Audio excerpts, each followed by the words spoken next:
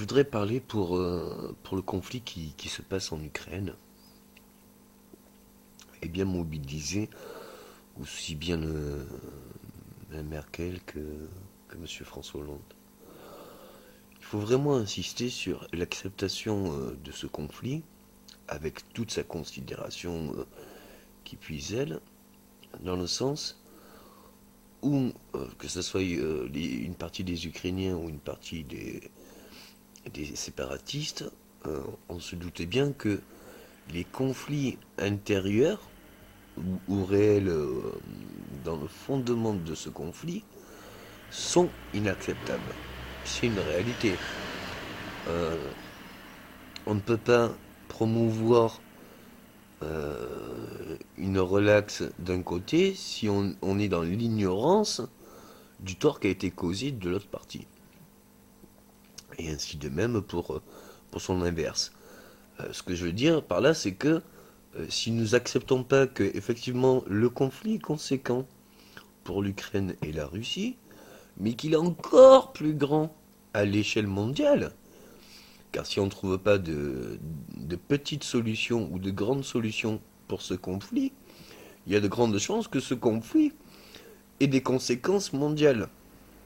Et là, j'appelle aussi bien les Ukrainiens et les séparatistes à ne plus voir leur conflit, mais à voir leurs conséquences de leurs actes à une échelle mondiale. Est-ce que vous voulez être l'initiateur de conséquences probables sur une escalade des conséquences mondiales? Ou est-ce que vous voulez être vu comme les personnes, les premières qui ont réussi, même en temps de conflit, à se remettre en question dans sa globalité, pour voir comment on pouvait accepter euh, le passé et le présent, pour voir les meilleures actions ou raisons qu'on pouvait opter au présent en vue d'un long futur gagnant. Et je vous rassure, parce que les personnes qui peuvent m'entendre au jour d'aujourd'hui, elles ont tout gagné. Elles sont pas mortes. Encore.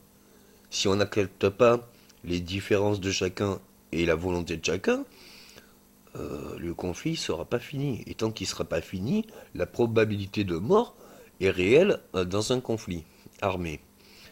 Et les conséquences sont des deux parties, voire une influence mondiale. Si on n'entend pas toutes les parties et qu'on n'essaye pas de correspondre à un compromis qui puisse compromettre les deux parties à une union commune ou une seule direction qui puisse être acceptée par les deux, du coup il y aura toujours un des deux qui continuera le conflit même si ça n'a plus lieu d'être. Ainsi j'insisterai pour M. Poutine à lui dire on s'est engagé à essayer de trouver des solutions intérieures au conflit, extérieures au conflit, intérieures que ce soit l'Ukraine et la Russie. D'après ce qu'il m'a semblé voir, M. Poroshenko a salué M. Poutine d'une main fidèle. On ne s'engage pas dans la résolution d'un conflit si on ne croit pas sincèrement à la capacité de résolution. Et une fois qu'on s'est engagé à respecter un cessez-le-feu, déjà y mettre une date postérieure, quel est l'intérêt? Ça veut dire que ceux qui vont mourir en attente de jeudi, ça n'avait aucune conséquence, alors que c'était immonde pour l'acceptation de ceux qui étaient au front. Maintenant, si ça a permis enfin le compromis commun, ben c'était un mal nécessaire. Si ça nous a permis juste de confronter que ni la Russie ni l'Ukraine tiennent leur position et qu'au-delà des gouvernements ou des chefs des gouvernements, c'est encore le peuple qui subit les conflits, mais c'est un désastre monstrueux. Ça veut dire que ni peuple ni gouvernement arrivent à un compromis. Alors personne ne se raisonnerait, quoi. Tout le monde irait à son bon encontre. Ça en va de la folie humaine et de son histoire, de l'humanité. Mais, à un moment donné, on peut tous se rendre compte que nos capacités et nos chances pour demain, et qui sont réelles, dès à présent, n'était pas réel hier.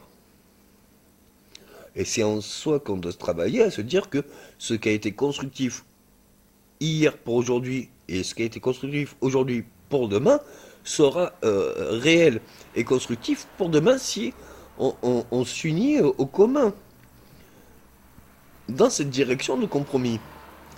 Si il en va de soi, que ce soit ukrainien ou séparatiste pro-russe ou quels qu'en soient les partis, ne respectent pas cette volonté de compromis commune, on ne pourra pas régler le conflit.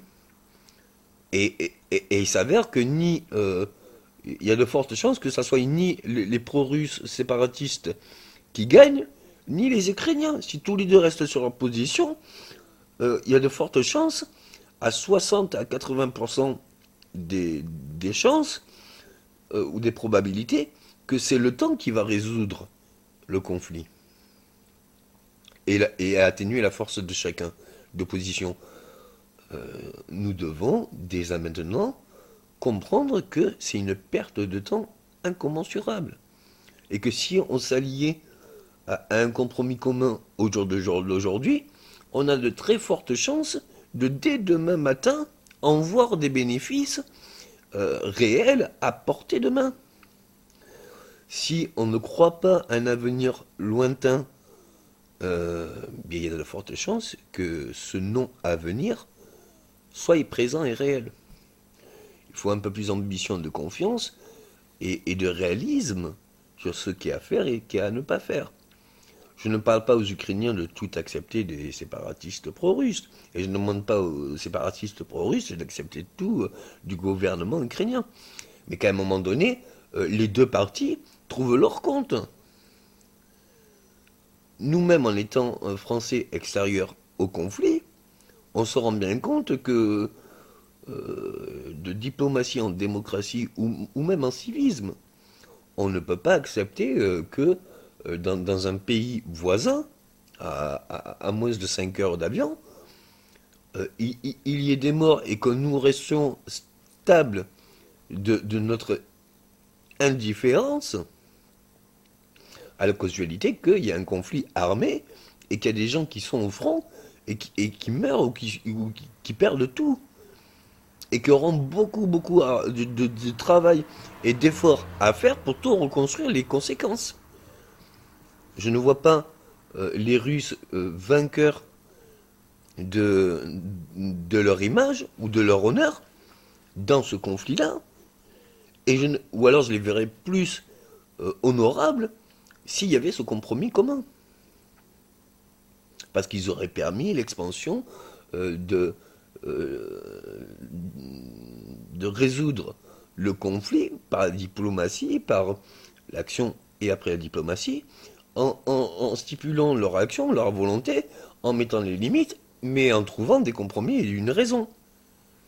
De compromis.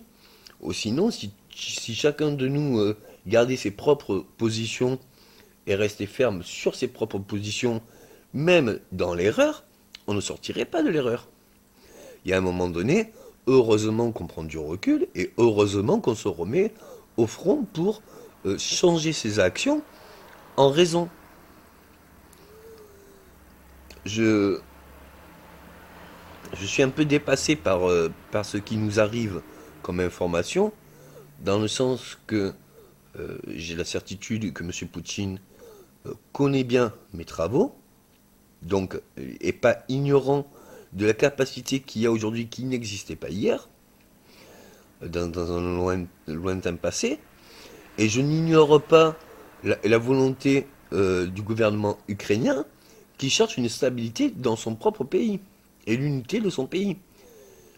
Mais maintenant, il me vient une réalité. Est-ce que le pays était dans l'union avant le conflit?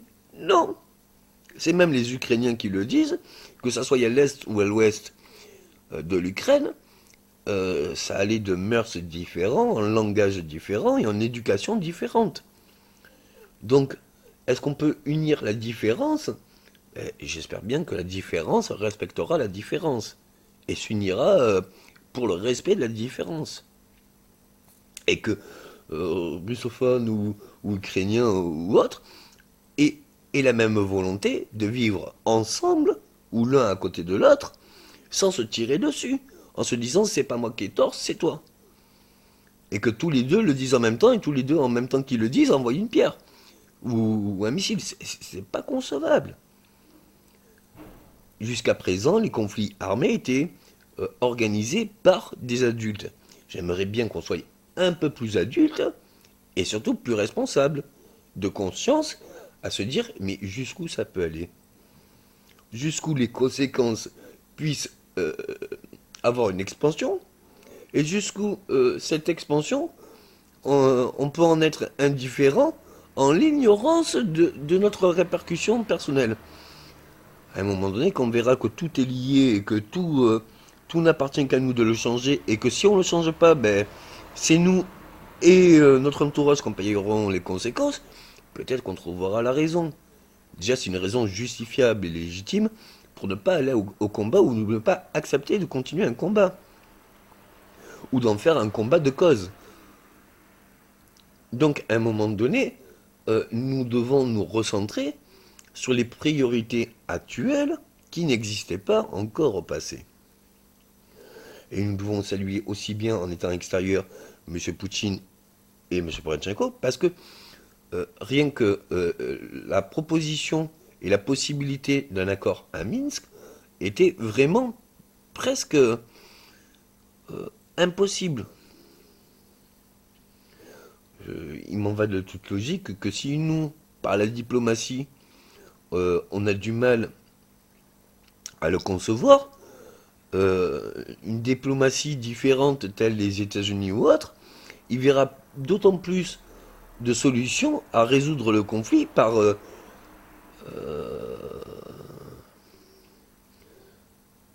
une force euh, et une pression euh, plus monétaire ou plus sur le mouvement des Russes et des Ukrainiens pour essayer de pacifier,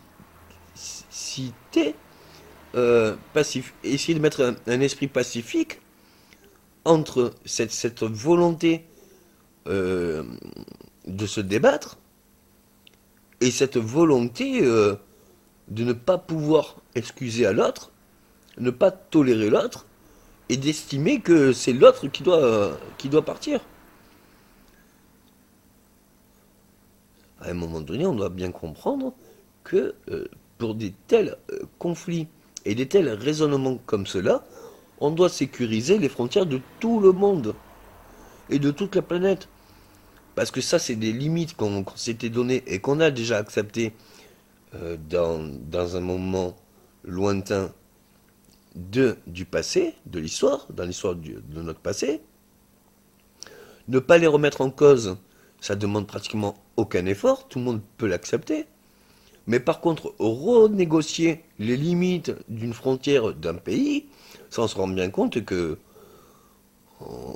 là d'un coup tout le monde veut parler, tout le monde veut y trouver son intérêt, et en fait ça ne cause que des problèmes. Je ne vois pas les habitants de Crimée en une expansion radicale, chose qui était désirée par M. Poutine. On a changé les frontières, ça a causé pas forcément de solution en Crimée, mais par contre, les conséquences et les oppressions qu'il y avait en Crimée, si quand bien même elles se sont arrêtées en Crimée, elles se sont attaquées à de nouvelles frontières en Ukraine. Donc si même on négociait l'Ukraine sur des nouvelles frontières, on se rendrait bien compte que ça serait plus l'Ukraine, mais un autre pays qui serait renégocié dans ses frontières. De problème en problème et de conflit en conflit. Ça sera indéfiniment.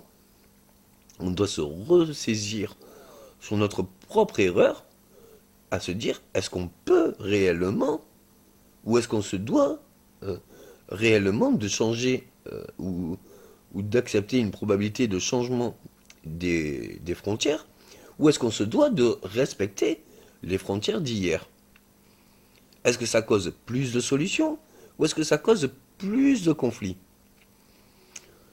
Je ne doute pas la volonté de M. Poutine à faire l'expansion aussi bien des Ukrainiens russophones que des Russes et que de la Russie. Mais à un moment donné, j'aimerais dire, il en irait de toute simplicité si justement cela soit pour une construction des Russes en Russie. M. Poutine n'était pas à négocier à ce que l'Ukraine devienne russe. Les Européens n'étaient pas à négocier à ce que l'Ukraine devienne dans l'Europe. Donc on était d'accord. Les Ukrainiens voulaient l'unité de l'Ukraine, les Russes voulaient l'unité de l'Ukraine, et l'Europe voulait l'unité de l'Ukraine. Allons tous dans ce sens-là, et à se dire avec conscience que même avant le conflit, une partie des Ukrainiens ne se retrouvait pas dans l'image ou l'unité de l'Ukraine. Et qu'il faut faire avec vraiment le problème de base et de fond. Est-ce que on fait des régions tampons ou est-ce que on donne plus de possibilités de mouvement à une certaine partie d'une minorité de la population qui se sent aussi bien attachée par la Russie, par des mœurs russes, par une langue russe, mais ayant de la famille en Ukraine. À un moment donné, il faut que le peuple s'y retrouve gagnant, et il ne faut pas que ça déstabilise les deux gouvernements, c'est-à-dire l'Ukraine et la Russie. Il faut, au-delà de toutes les difficultés d'acceptation présentes, voir en quel cas il puisse y avoir un gain commun à toute personne, au-delà des gouvernements, mais à toute population, aussi bien russe que ukrainienne. Nous devons aller dans l'échange de bons procédés. Et nous devons nous axer en toute priorité sur nos désirs fondamentaux de compromis pour la paix. Ces 2, 3 dernières années, et ça a été la continuité de ces 20 dernières années, mais il y a eu une expansion des technologies, de la science, des comportements, des logiques, des mentalités. Il y a eu une expansion à tout point de vue, dans pratiquement tout secteur. Ou alors on essaye que cette expansion soit valable pour tous, au nom de l'équitabilité, de la fraternité et de la liberté des sciences. Ou alors nous estimons, pour X raisons, que c'est au bénéfice d'une minorité, chose qui a toujours été dans l'histoire de l'humanité, et que personne n'en jouisse de cette expansion. Il faudrait quand même être fou et stupide pour se désirer que on le veut pour soi et pour personne d'autre. Alors que si on le voudrait pour tout le monde pourrait l'avoir en même temps et pourrait se réjouir de ce que tout le monde a accepté à un moment donné comme compromis pour que tout le monde puisse le vivre. Nous en sommes vraiment là. Nous pouvons vivre dans tout milieu, tout sujet, tout compromis et toute raison, vivre un bonheur absolu. En tant que citoyen d'un pays et en tant que citoyen du monde.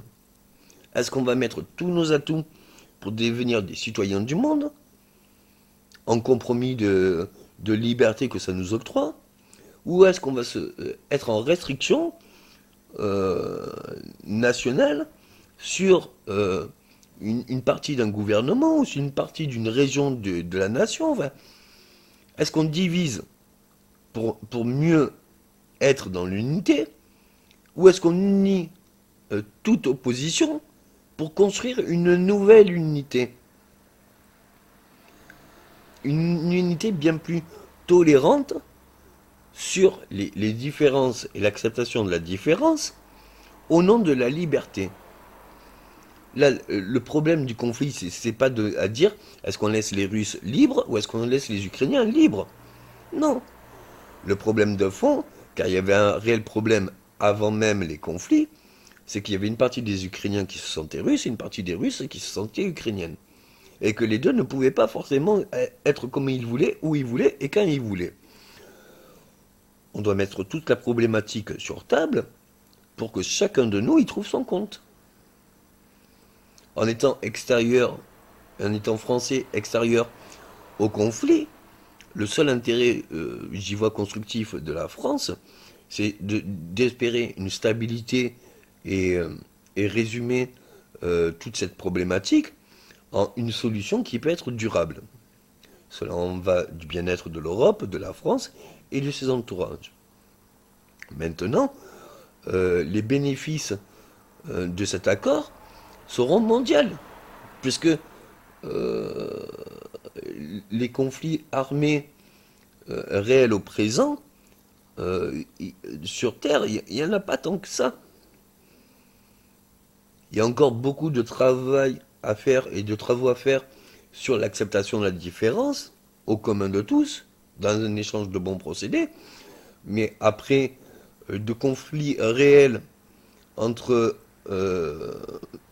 une oppression et une opposition, et que ça en vienne jusqu'aux armes, il y en a moins de 10 sur Terre. Donc, à un moment donné, est-ce qu'on va tous prendre conscience que oui, finalement, on peut le vivre, la paix éternelle sur Terre? Mais pour ça, il faut le choisir tous en même temps. Est-ce que on se donne tous les moyens en même temps? Ou est-ce qu'on se décide un après l'autre? Je sais pas, mais il y aura plus de facilité si on le décide tous en même temps. Et même si on n'arrive pas à le décider tous en même temps, le principal c'est qu'au moins on le décide tous l'un après l'autre. Il faut vraiment que ça soit dans une nation ou dans l'international, nous unir d'un compromis commun. Alors, pour moi, le compromis commun, c'est un échange de bons procédés. Si ça te dérange pas et que ça m'avantage et que ça te dérange pas et que ça t'arrange et que ça me dérange pas, faisons. Si toutes les parties sont gagnantes et que les pertes sont juste un changement d'organisation des vieilles mentalités pour en arriver à un compromis qui peut être acceptable par toute partie et constructif dans tous les domaines, mais pourquoi ne pas le réaliser? Est-ce que c'est si dur de organiser un échange de bons procédés? Ou est-ce que c'est plus dur une fois qu'on a la solution, de pouvoir se dire que oui, il faut la pratiquer? Ou au moins l'essayer? Est-ce qu'il est plus dur de trouver la solution? Ou est-ce qu'il est plus dur de se dire non, il faut se mettre dans l'action, il faut solutionner? Il faut trouver une solution. Est-ce qu'on peut appliquer une solution si même on ne l'a pas recherché? À un moment donné, il faut que, au-delà des recherches, au-delà des trouvailles et au-delà de la pratique, il faudrait que ça soit un peu dans le même temps tout ça. C'est pas avant le problème qu'on peut trouver la solution, et c'est pas une fois qu'on a la solution qu'on doit se créer un nouveau problème. Est-ce que nous sommes réellement des adultes responsables, selon toute responsabilité de notre propre engagement? Ou est-ce que nous sommes tous irresponsables? Parce que qu'on se sente concerné ou pas concerné, nous sommes tous concernés par ce présent, sur Terre. Ça en va de l'expansion et l'évolution de l'humanité ou l'extinction et la régression de l'humanité. Mais c'est ce qui se passe au présent. Est-ce qu'on va imaginer et construire un futur qu'on n'a jamais vécu, mais qu'on le peut réellement au jour d'aujourd'hui? Ou est-ce qu'on va penser encore à tout ce qu'on a dû accepter au passé et tout ce qui nous a causé au passé comme conséquence et qu'on veut revendiquer maintenant au présent? Quel qu'en soit ce que vous choisissez, dites-vous bien que les répercussions sont à l'opposé. Ou ça engendrera encore et encore de nouveaux conflits, à travers des conflits ou des raisonnements du passé, où ça crée une espérance qu'on a tous espérée, mais qu'on n'a jamais pu vivre ni dans un pays, ni même à l'étranger, ni même sur Terre. Les enjeux sont trop importants pour que même on puisse le faire décider par une seule personne. Et une seule personne n'est pas assez diversifiée, n'est pas assez différente pour comprendre toute différence, aussi bien dans deux parties ou aussi bien dans toutes les parties de la constitution de ce monde. ou dans la population de ce monde. Vous devez prendre plus conscience à quel point votre unité, votre personne puisse avoir une réelle force sur le changement de votre entourage et le changement après et les répercussions qu'il puisse y avoir à grande échelle. Si avant même d'avoir expliqué vos théories ou vos solutions, vous partez défaitiste en disant que tout cela, vous pouvez en avoir conscience, mais tout cela n'a de répercussions que dans votre personne et que ça n'ira jamais plus loin, vous ne pourrez jamais établir une ambition à grande échelle. Il s'en va de tous et de bienveillance pour tous que lorsqu'on a un conflit, on essaye de le résoudre.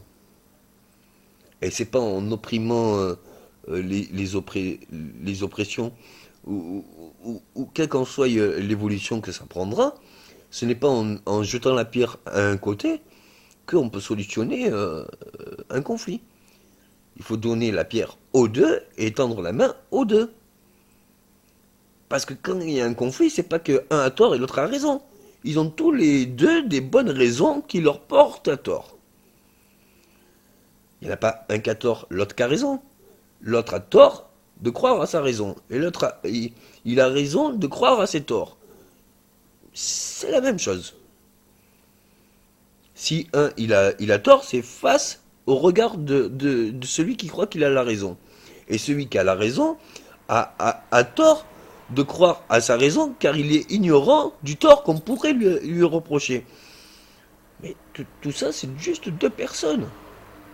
Imaginez la probabilité de conflit qu'il puisse y avoir sur Terre au présent, puisque maintenant, on prend tous conscience qu'en étant même de l'unité et subjectivement, on a une réelle force